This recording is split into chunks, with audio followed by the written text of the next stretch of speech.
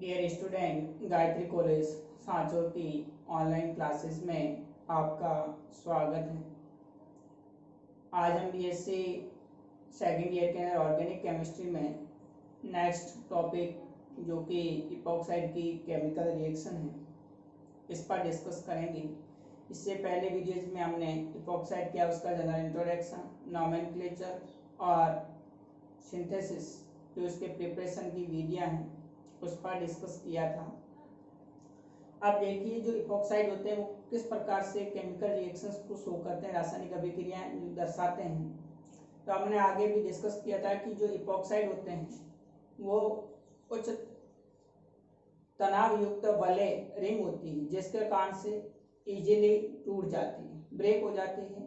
इसलिए जो सामान्य ईथर होते हैं उनकी तुलना में इपॉक्साइड जो होते हैं वो ज़्यादा रिएक्टिव होते हैं, क्योंकि जो इपॉक्साइड रिंग होगी उसमें कार्बन परमाणु जो कि sp3 हाइब्रिडाइज्ड होता है, तो इस कंडीशन में उसके बीच का जो बॉन्ड एंगल है वो 109 डिग्री 28 मिनट का होना चाहिए।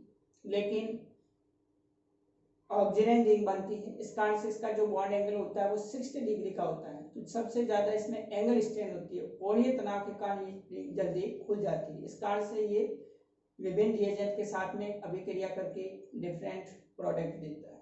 तो देखिए यहाँ पर मैंने लिखा है, जो इपॉक्साइड के वलय में अत्यधिक तनाव होने के कारण ये सामान्य ईथर की अपेक्षा नाभिक समीप प्रतिस्थापन अभिक्रिया के प्रति अधिक क्रियाशील होते हैं।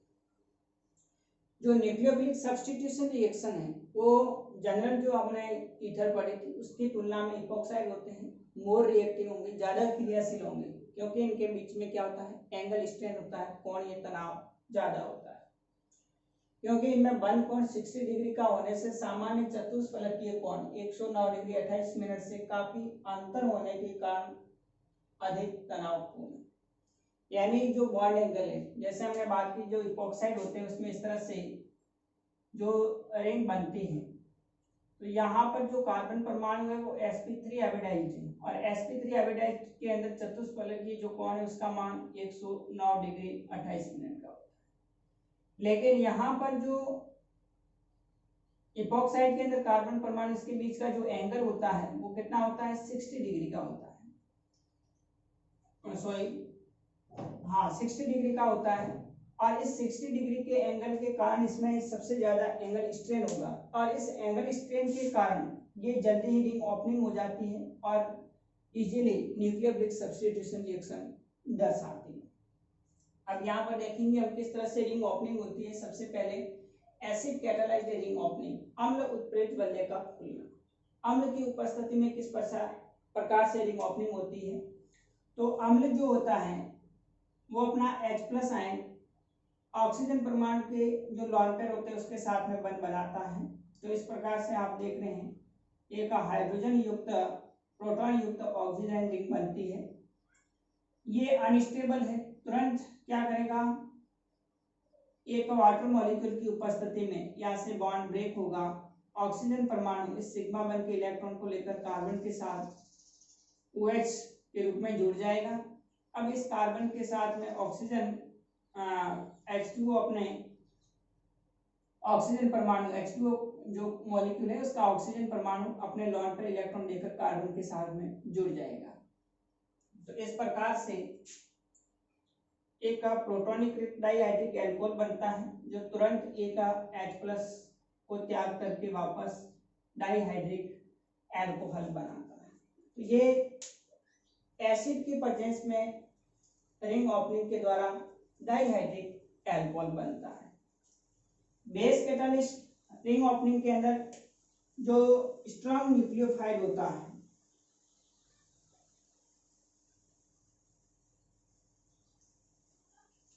प्रबल नाभिक शरीर जो कि बेस है वो अपने इलेक्ट्रॉन देकर के कार्बन के साथ में जुड़ेगा, तो यहाँ से ऑक्सीजन परमाणु रिंग ओपनिंग हो जाएगी, O हो जाएगा।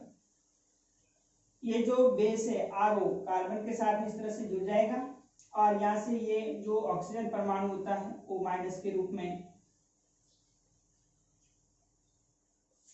बॉन्ड ब्रेक होकर के एनाइन बनाने का, इस प्रकार ऑक्साइड आयन का।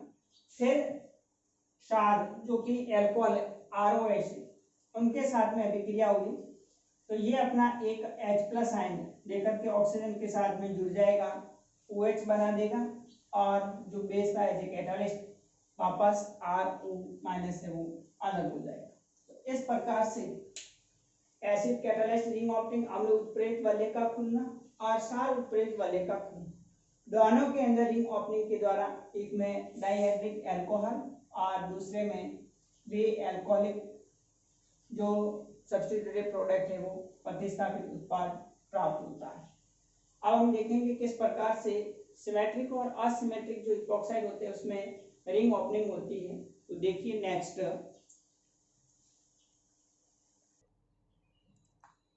देखिए जो अनसिमेट्रिकल ईथर जो होते हैं, इपॉक्साइड जो होते हैं, वो किस प्रकार से एसिड और बेस उत्प्रेरित रिंग ओपनिंग होगी। तो यहाँ पर जो अनसिमेट्रिकल इपॉक्साइड है उसका बेस की प्रेजेंस में किस प्रकार से रिंग ओपनिंग होगी। तो यहाँ पर बेस की प्रेजेंस के अंदर जब अनसिमेट्रिकल इपॉक्साइड उसकी रिएक्शन बेस की प्रेजेंस में करवाते हैं तो हमेशा जो बेस मॉलिक्यूल होगा वो कम प्रतिस्थापित जो लेस सब्स्टिट्यूटेड कार्बन होता है उस पर अटैक करता है। यहाँ पर जो एथोक्साइड आयन है वो इस कार्बन के साथ में, ये जो लेस सब्स्टिट्यूटेड कार्बन है, कम प्रतिस्थापित कार्बन है, इसके साथ में जुड़ेगा, यहाँ से रिंग ओपन हो जाएगी। तो CH3 CH2O- इस CH2 के साथ में जुड़ जाएगा, CH3 CH2O CH2, यहाँ से रिंग ओपनिंग होगी, O पर माइनस, वापस एथेनॉल से एक H+ एक्सेप्ट करके OH बना देता है। आप देखते हैं कि जो बेस कैटालिस्ट की प्रेजेंस में जो रिंग ओपनिंग होती है अनसिमेट्रिकल इपॉक्साइड की, उसमें जो बेस होता है वो हमेशा कम सब्स्टिट्यूटेड जो कार्बन है उस पर अटैक करता है और फाइनली सब्स्टिट्यूटेड प्रोडक्ट प्राप्त होता है।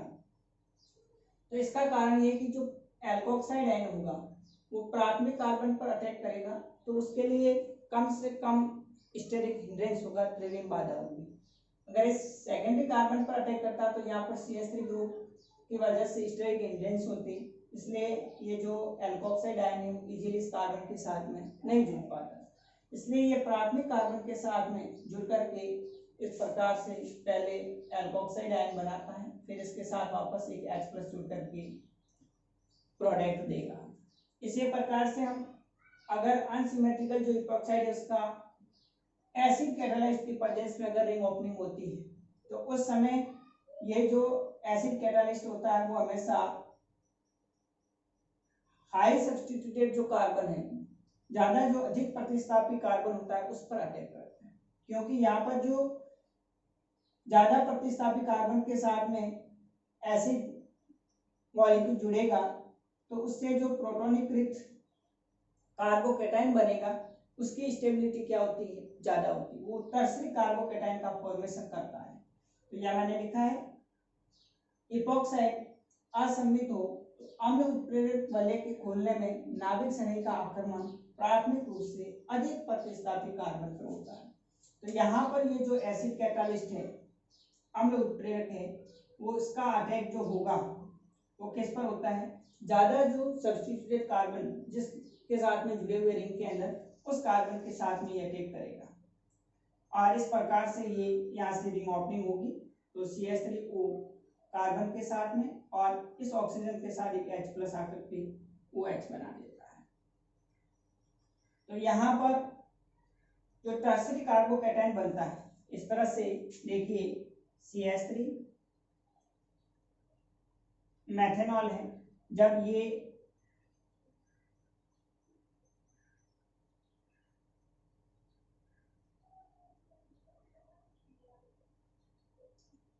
इस इपॉक्साइड कार्बन पर अटैक करेगा तो पहले इस तरह से यहाँ रिंग ओपनिंग होगी, ये बॉन्ड क्लीवेज होगा, इस कार्बन पर पॉजिटिव चार्ज और ऑक्सीजन पर नेगेटिव, यहाँ से ये जो टर्सरी कार्बो आप देख रहे हैं टर्सरी कार्बोकेटाइन बनता है जो आपकी ज्यादा स्टेबल होता है।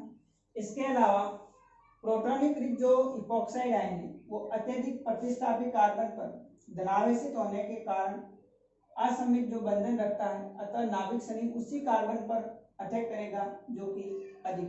अब जो आने वाला न्यूक्लियोफाइल यानी CH3O- होगा उस कार्बन के साथ अटैक करेगा जहां सबसे ज्यादा पॉजिटिव चार्ज होगा।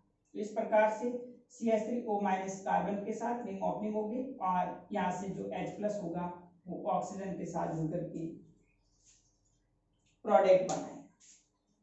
तो ये थी अनसिमेट्रिकल जो इपॉक्साइड होते हैं उसके अंदर एसिड और बेस की प्रेजेंस में किस प्रकार से रिंग ओपनिंग होती है। तो बेस होता है वो हमेशा लेस सब्स्टिट्यूटेड जो कार्बन है उस पर अटैक करता है, और एसिड जो होता है वो हमेशा हाई सब्स्टिट्यूटेड जो कार्बन होता है उस पर अटैक करके रिंग ओपनिंग होगी। अब हम कुछ और जो इपॉक्साइड्स के द्वारा रिप्रेजेंट की जाने वाली जो अभिक्रिया है, तो देखिए कौन कौन सी ये अभिक्रियाएं दर्शाता है।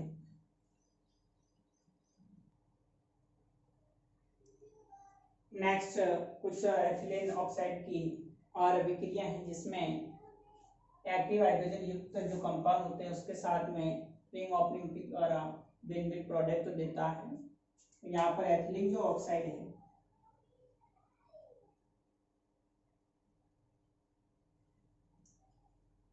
कुछ एक्टिव हाइड्रोजन युक्त कंपाउंड जैसे HBr है, H2O है, NH3 है, एथेनॉल C2H5OH इनके साथ अभिक्रिया करवाते हैं तो रिंग ओपनिंग के द्वारा अलग अलग उत्पाद देते हैं। जैसे HBr के साथ अभिक्रिया करवाते हैं तो हाइड्रोजन परमाणु ऑक्सीजन के साथ जुड़ करके OH और Br परमाणु CH2 के साथ में जुड़ जाएगा, तो इसके अंदर 2 ब्रोमो एथेनॉल बनती है। H2O के साथ अभिक्रिया करवाते हैं तो एक हाइड्रोजन परमाणु ऑक्सीजन के साथ एक OH समूह दूसरे कार्बन के साथ जुड़ करके एथिलीन ग्लाइकॉल 1,2 एथेन डाइऑल बनता है। अमोनिया के साथ अभिक्रिया करवाते हैं, एक हाइड्रोजन परमाणु ऑक्सीजन के साथ जुड़ करके OH और NH2 समूह कार्बन के साथ जुड़ के 2 एमिनो एथेनॉल बनता है।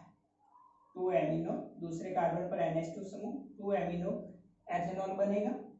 और एथेनॉल के साथ अभिक्रिया करवाते हैं तो एक हाइड्रोजन परमाणु ऑक्सीजन के साथ जुड़ करके OH और OC2H5 दूसरे कार्बन के साथ जुड़ करके तो एथोक्सी एथेनॉल बनता है।